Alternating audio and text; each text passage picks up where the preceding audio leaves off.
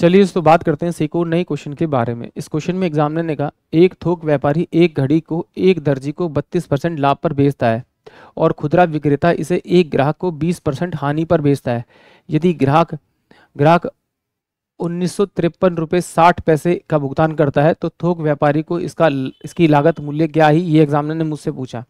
तो जब भी इस प्रकार का क्वेश्चन आता है, ये क्वेश्चन 2 से 3 फॉर्मेशन में आता है। कैसे जरा, ए ने बी को इतने प्रॉफिट या लॉस पे एक वस्तु को बेच दिया, बी ने सी को बेच दिया और सी से इतना अमाउंट रिसीव किया, या फिर कहेगा कि भाई ए ने बी को इतने अमाउंट में बेचा, बी ने उस पर कुछ खर्च किया और उसने फिर सी को बेच दिया, इससे पैसा ले लिया।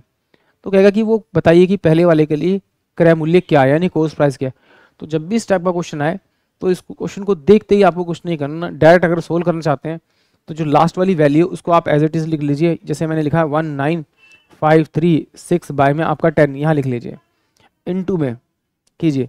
यहाँ पर अगर आपको क्या दे रखा है, आपको लॉस दे रखा है, इससे पहले लॉस दे रखा है, यानी कि बी वाले ने जब सी वाले को यानी तीसरे वाले को बेचा होगा, यानी कि खुदरा व्यापारी ने ग्राहक को बेचा होगा तो 20% की हानि बेचा। तो इसका मतलब मैं इसे खोल सकता हूँ 20 बटे में आपका 100, तो ये 20 पंजे 100 यानी 1 बटे में 5, यानी 5 रुपये की चीज़ उसने 4 रुपये में बेच दी थी। तो इसका मतलब है अगर से 5 बटे में अगर 4 करूँगा तो मेरे पास में ये उसकी वापस वैल्यू आ जाएगी।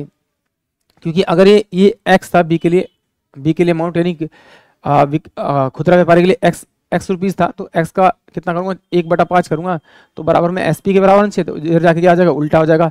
यानी कितना हो जाएगा आपका, ये आपका जाएगा आपका 5 बटे में आपका 4 हो जाएगा।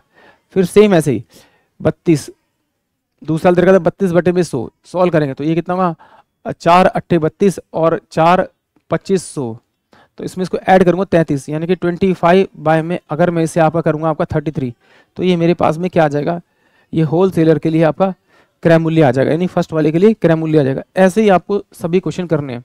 तो चलिए आइए सोल्व करते हैं इसको। ये आपका हो जाएगा आपका 4 से मैं इसको काटूंगा तो आपका कितना हो जाएगा, आपका 4 से इसको काटूंगा तो 4 चौक 16, 4 चौक 16 तो 3 बचेगा, 4 अट्ठे 32 तो यहाँ बचेगा आपका 3, 4 अट्ठे 32 तो ये बचेगा आपका 1 और 4 चौक 16, ये मेरे पास इसकी वैल्यू आएगी।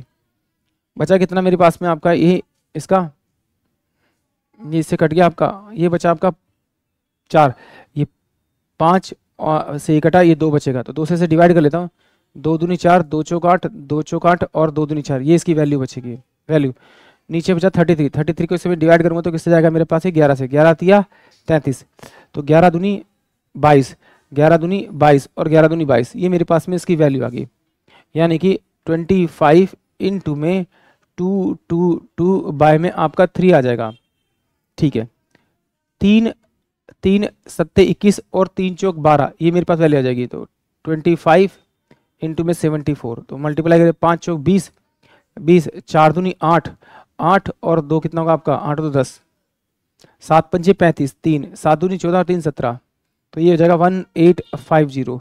यानी कि ऑप्शन जो मेरे पास में आपका सी होगा वो इस क्वेश्चन के लिए करेक्ट होगा। चलिए एक बार और देखते हैं, ये तो आपको एग्जाम में इस तरह से करना है, जितनी जल्दी आपकी कैलकुलेशन होगी उतना आपका आंसर जल्दी आएगा। बट इसे एक बार समझ लेते हैं। जैसे मान लीजिए कि जो मेरे पास में जिसने थोक व्यापार दे रखा था उसके लिए जो कॉस्ट प्राइस था अगर x रुपीज़ था तो वो उसे बेचेगा कितने में, आपका 32% के लाभ पर। यानी कि सिंपल सी बात है 100, इसका मैं 32% निकालूंगा, इसमें जोड़ूंगा, उससे अच्छा मैं 132 बाय में अगर 100 करूंगा तो मेरे पास में क्या आ जाएगा, ये विक्रय मूल्य आ जाएगा। किसके लिए, खुदरा व्यापारी के लिए। ये खुदरा व्यापारी को बेचता है, यानी कि अब ये जो क्रय मूल्य आ गया, ये वाला मूल्य आ गया, ये खुदरा व्यापारी के लिए क्या आ गया, कॉस्ट प्राइस हो गया, और जो थोक व्यापारी के लिए क्या हो गया, ये विक्रय मूल्य होगा। अब इसने आगे ग्राहक को बेचा कितना, 20% की हानि पर, तो इसका 20% निकाल के माइनस करूंगा इसमें से, तब मेरा इस अमाउंट के बराबर आएगा। तो इससे अच्छा मैं इसको क्या करूंगा 80 बाय में 100 लिख लूंगा तो मेरे पास सेम वैल्यू आ जाएगी। अब ये वैल्यू किसके बराबर होगी, 19536 बाय में 10 के बराबर होनी चाहिए। इसको इधर ले जाऊंगा तो ये कॉस्ट प्राइस इक्वल टू कितना आ जाएगा, 19536 बाय में आपका 10 इंटू में 100, फिर 100 और अपोन में 132 इंटू में आपका 80।